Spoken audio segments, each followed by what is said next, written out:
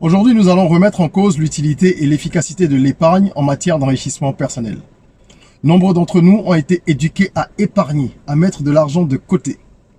Mais finalement, est-ce que cette habitude développée depuis l'enfance est de nature à nous accompagner sur le chemin de l'enrichissement? J'en suis pas certain. Je vais vous expliquer aujourd'hui pourquoi est-ce que l'épargne constitue une entrave sur la voie de l'indépendance financière. On en parle tout de suite. Je suis Régis Saizy, entrepreneur multipotentiel, conférencier, formateur et artiste. Je partage avec vous sur cette chaîne du contenu propulsif pour vous aider à rêver, oser et créer. Hello les rocks, j'espère que vous êtes solides. Moi je suis en pleine forme et je suis plein de gratitude envers l'univers. Si tu es sur cette chaîne pour la première fois, bienvenue, welcome on board. Je t'invite à t'abonner et à activer la cloche de notification pour accélérer ta croissance personnelle et professionnelle. Parce qu'ici on aborde des sujets qui permettent à chacun de prendre conscience de son potentiel et de l'exploiter au maximum. On parle donc d'entrepreneuriat, de business, de développement personnel, de mindset et d'éducation financière, comme c'est le cas aujourd'hui. Alors, l'épargne, c'est un sujet qu'on n'évoque pas assez souvent.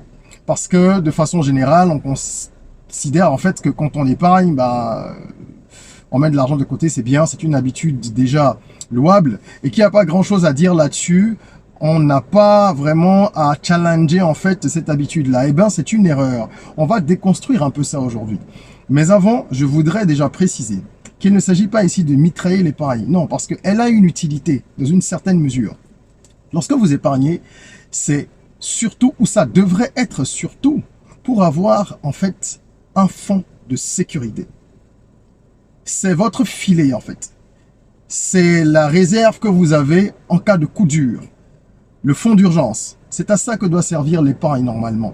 À vous permettre de rebondir ou de tenir, même si ce n'est pas rebondir, de tenir pendant les périodes difficiles, lorsque vraiment tout est coincé, qu'il n'y a pas de flux financier, que vous avez des difficultés financières. À ce moment-là, l'épargne doit vous permettre de pouvoir faire face à vos dépenses courantes, à vos charges, sans avoir une baisse de qualité de vie trop importante. C'est à ça que ça doit servir. Ok? L'épargne peut également servir pour les projets à court terme.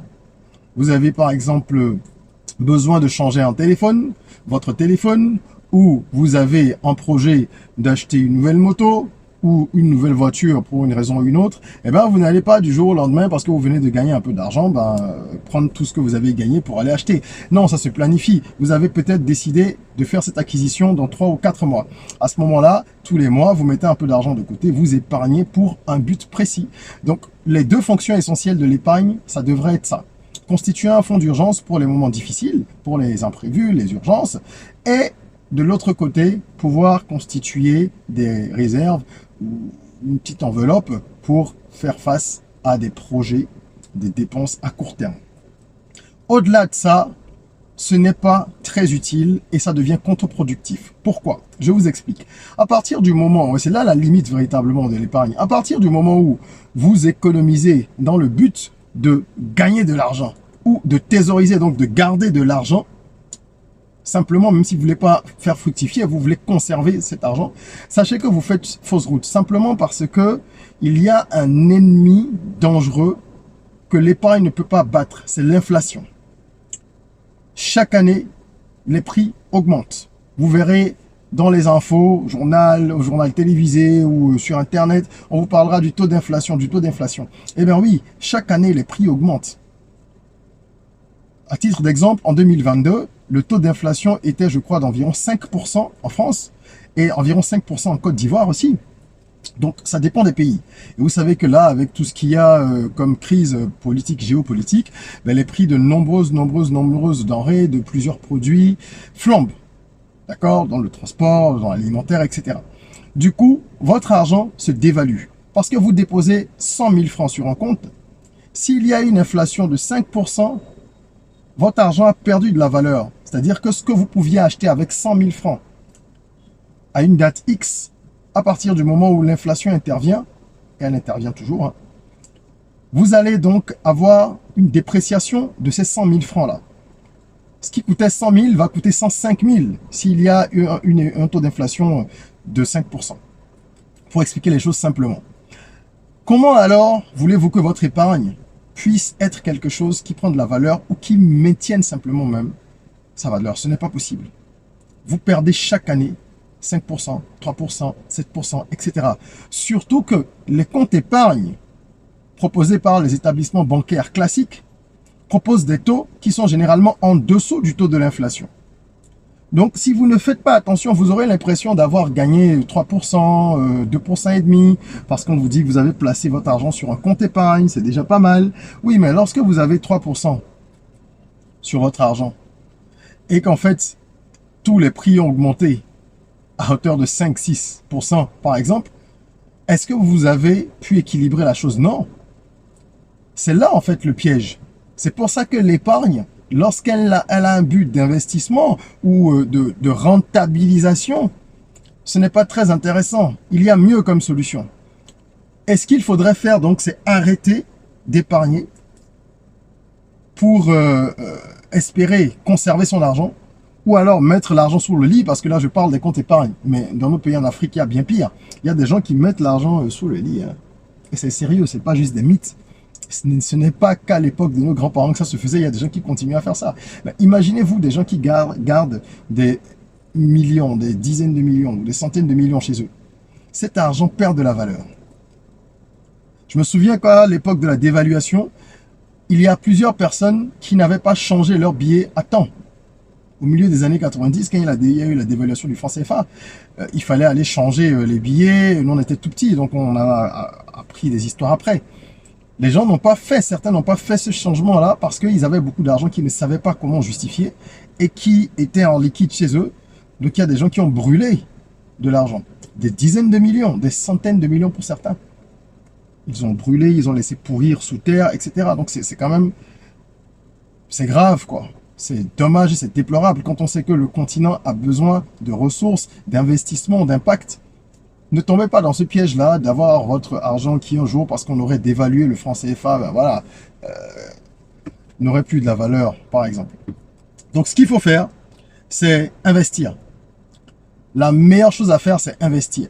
Prendre votre argent et l'investir. À part le fonds de sécurité, le fonds d'urgence que vous constituez, un peu d'argent en plus pour des dépenses à court terme, comme on a dit, le reste de l'argent doit être investi dans des actifs qui vont pouvoir vous générer des revenus. Évidemment, les revenus dont tout le monde rêve, ce sont les revenus passifs, mais qui ne sont pas faciles à constituer, parce que contrairement à la pensée courante, hein, un revenu passif, c'est pas un revenu qu'on monte en 2 temps, 3 mouvements, non. C'est un revenu qui va nécessiter déjà du temps, des efforts pour être mis en place, et qui ensuite va demander en fait un niveau de maintien assez faible, donc peut-être 1 heure, 2 heures par semaine, pas plus, mais qui va quasiment automatiquement générer de l'argent pour vous. Ça, c'est l'idéal. Mais bien avant d'en arriver là, vous pouvez avoir également 2 types d'investissements. L'immobilier, c'est un investissement qui permet de générer des revenus passifs. Lorsque c'est de l'immobilier sécurisé, pour ne pas se retrouver avec des migraines continues à cause des problèmes qu'il y a au niveau des terres dans nos pays. Si vous avez de l'immobilier sécurisé, oui. Achetez des actions, évidemment. Si vous vous faites conseiller par des spécialistes, ou que vous en êtes un, que vous connaissez bien les marchés, vous pouvez acheter des actions, que ce soit sur le marché africain, que ce soit au niveau du CAC 40, du Nasdaq, etc. L'essentiel étant de placer de l'argent quelque part pour pouvoir récupérer ce capital-là avec des dividendes, donc avec en fait des plus-values. Déjà avoir des dividendes si possible, et après faire une plus-value si vous voulez revendre vos actions un jour parce que vous arrivez à dégager justement une marge. Donc tout ça, ce sont des choses qui s'apprennent, on se forme. Il faut avoir la volonté de fructifier son argent. Il faut décider de faire de l'investissement plutôt que de regarder son argent dormir. Ça ne sert à rien de dire j'ai 20 millions sur un compte bancaire. Oui, mais ça sert à quoi? Après, si vous êtes allé faire, comme on dit, avec les banques, il y a d'autres procédures hein, à part les comptes épargne. D'accord? Il y a les DAT, j'aime beaucoup ce terme-là, de plus en plus, les dépôts à terme, qui consistent en fait à mettre de l'argent sur un compte et à le bloquer pendant une durée donnée auprès de la banque, au profit de la banque, parce que c'est elle qui va en profiter, elle va faire ce qu'elle veut faire avec. Et là, il vous propose des taux d'intérêt plus intéressants, évidemment, que les comptes épargne et autre chose. Dans ce cas-là, pourquoi pas? Mais l'essentiel, c'est que votre argent soit investi et que vous puissiez en retirer plus de 5-6% par an, entre 5 et 10% au moins, pour faire face à l'inflation déjà, et générer un peu d'argent en plus, sinon, c'est pas intéressant. C'est pas intéressant. Et la logique de l'investissement est une logique que nous n'avons pas toujours beaucoup de facilité à implémenter en Afrique. C'est en train de venir, mais il faut qu'on la développe davantage parce que vraiment les gens ont été habitués à ça. On épargne beaucoup dans nos pays. Il y a même des études selon lesquelles plus de la moitié de la population épargnerait 10-20% de ses revenus selon les régions en Afrique. Ok, c'est bien, mais que faisons-nous de l'épargne? Parce qu'à partir du moment où l'argent est là, même si c'est sur un compte épargne, vous allez le dépenser. Il y a de fortes chances, malgré toute votre discipline, si vous en avez, que vous soyez amené à le dépenser. Il y aura une urgence. Quelqu'un viendra vous proposer ceci. Ou alors quelqu'un vous dira j'ai un problème. Ou alors il faudra faire ci. Ou vous allez céder à une tentation. On est dans une société de consommation. Alors ce qui est intéressant, lorsqu'on a compris ça, c'est de se préserver et de se dire, tiens, je sais que je pourrais tomber dans un piège en faisant un achat qui n'est pas opportun. En tout cas à ce moment-là. Et donc, c'est préférable pour moi d'investir. Et un des principes de base de l'investissement, c'est de mettre 10% de côté pour investir. C'est pour ça qu'on dit paye-toi en premier. L'épargne n'est pas une mauvaise chose, mais ce qu'on en fait, c'est ça qui compte. L'argent qu'on met de côté, qu'est-ce qu'on en fait? C'est ce que je voulais vraiment préciser parce que il y a beaucoup de gens qui ont de l'argent qui dort et qui se disent c'est pas grand chose, c'est pas la peine que j'investisse. Ah mais moi je n'ai que 500 000, hein. Ah mais moi je n'ai que 100 000, moi je n'ai que 3 millions, hein. Qu'est-ce que je vais faire avec? Investir dans un business, ok, vous faites du commerce, vous faites ceci ou cela à côté, c'est cool. Par contre, il faut investir dans des activités qui vont vous générer des revenus passifs après. C'est très important. Il faut également comprendre, et je finirai là-dessus, que l'investissement n'est pas dépourvu de risques. Vous pouvez investir votre argent et perdre beaucoup, ou tout. On a vu des gens tout perdre, parce qu'ils ont placé leur argent sur des actions qui se sont écroulées du jour au lendemain à la bourse, ou parce qu'ils ont eu des problèmes avec tel ou tel type d'investissement. Ce qu'il faut donc faire, parce qu'il n'y a pas de solution miracle, c'est pas parce que l'épargne n'est pas la solution idoine que l'investissement serait une solution 100% sûre. Non, même si vous vous faites conseiller, accompagner, il y a toujours une part de risque. C'est pour ça que la solution, la clé, la magie opère à partir du moment où vous diversifiez vos investissements. Ne choisissez pas un seul type d'investissement. Ne prenez pas toute votre épargne, tout le capital à investir pour le mettre dans des actions. Encore pire, dans le même type d'action. Vous devez diversifier. Comme on dit, pas tous les œufs dans le même panier. Vous avez peut-être quelques actions, vous avez quelques obligations, vous achetez un peu d'immobilier, vous investissez un peu dans un business, etc., etc. Vous êtes sur des sites où on fait des prêts pour investir dans l'immobilier, des sites comme ça qui vous permettent en fait d'investir votre argent mais sans vous occuper de quoi que ce soit. Et ce sont, on va dire, en fait des passerelles qui, elles, mobilisent de l'épargne pour des projets immobiliers avec des garanties.